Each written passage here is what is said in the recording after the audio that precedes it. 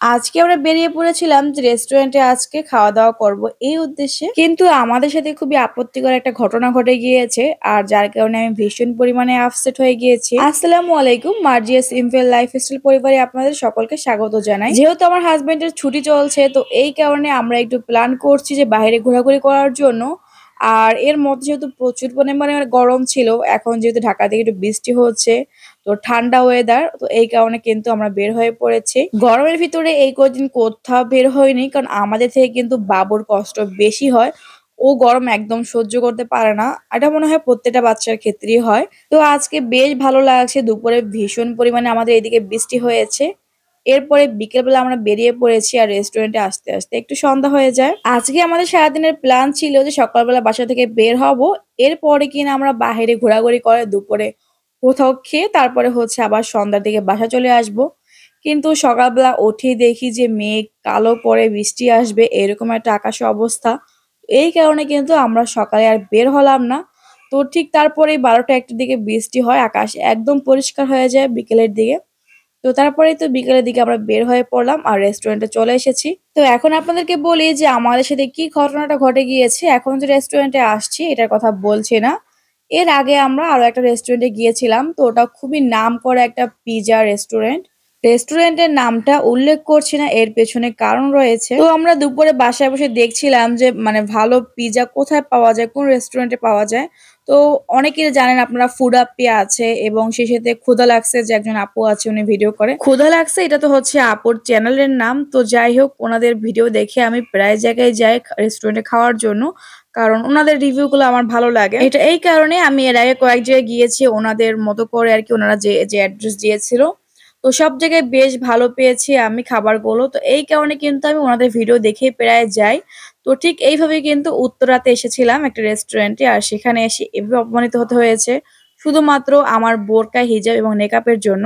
এটা কিন্তু খুবই আপত্তিকর একটা বিষয় যে আমাদের বাংলাদেশ ইসলাম কান্ট্রির দেশ। আর এখানে যদি বোরকা, হিজাবকে অ্যালাউ করা না হয় আর সেটা যদি শুরু হয় রেস্টুরেন্ট থেকে, তাহলে কি একটা বাজে বিশ্রী অবস্থা হতে যাচ্ছে আপনারাই ভেবে দেখুন। তো প্রবেশ পথে আরকি কয়েকজন গার্ড দাঁড়িয়ে ছিল। তো ওনারা আমাকে বলছিল এবং আমার হাসব্যান্ডকে বলছিল যে, "সরি ম্যাম, সরি স্যার।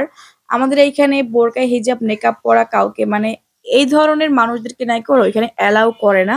সরাসরি এইভাবে না বলে একটু ঘুরিয়ে বলছিল। তো আমি কিন্তু বুঝে গিয়েছি যে ওনারা কি বলতে চাচ্ছে। কারণ জিজ্ঞেস করাতে আমি ওনারা কোনো কারণ দিতে পারছিল না। তো আমি আর ও বিষয়ে কোনো কথা বলিনি। কেননা আমার একা দিয়ে তো আর প্রতিবাদ করা সম্ভব না। এখানে তো আমি একা প্রতিবাদ করলে হবে না। তো আমার হাসব্যান্ডও কিন্তু ভীষণ পরিমাণে রেগে যায়। তো এই রুলস গুলো ওদের মানতেই হবে। এগুলো নাকি রেস্টুরেন্টের ম্যানেজার করে দিয়েছে। তবে সত্যি কথা বলতে যদি কিনা এইভাবে চলতে থাকে আর যদি কেউ এটার প্রতিবাদ না করে, তাহলে কিন্তু খুবই ভয়ঙ্কর দিকে যাচ্ছে।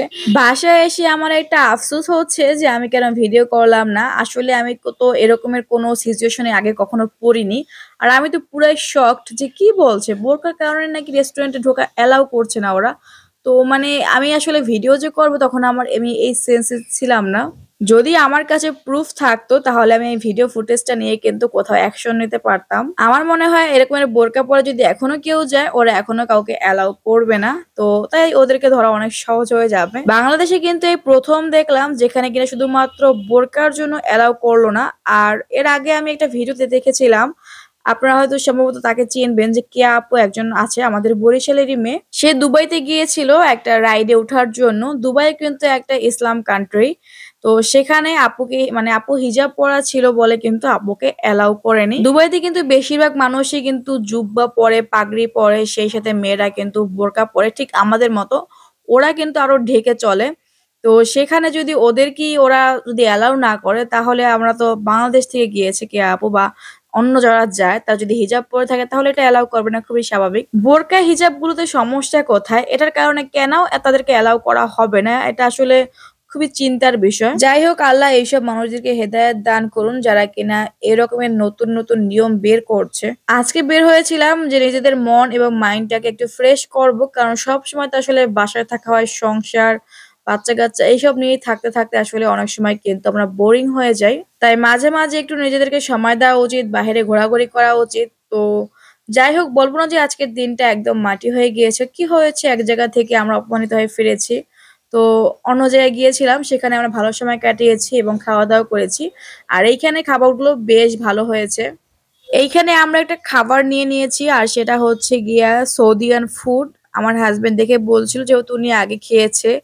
তো কি একটা খাবারের নাম জানি বলেছিল, আমার এখন ঠিক মনে আসছে না। খাবারটার ভিতরে ক্যাপসিকাম, রাইস, সেই সাথে গোশত সবকিছু একসাথে মিক্স করা থাকে। তো আজকে আমাদের খাবার ছিল হচ্ছে গিয়ে পিজা, সেই সাথে হচ্ছে ফ্রেঞ্চ ফ্রাই আর ছিল কোক, সেই সাথে ছিল চিকেন। আর যে আমরা একটা ডিশ অর্ডার করেছিলাম সেটা তো বাসায় নিয়ে যাব। তো এই সবগুলোর প্রাইস এসেছে 1250 টাকা। যেহেতু বিলটা আপনাদেরকে দেখিয়ে দিলাম, এই কারণে মুখেও বলে দিয়েছি। তো যাই হোক, আজকে ভিডিওটা এখানে শেষ করছি। আল্লাহ হাফেজ, আসসালামু আলাইকুম।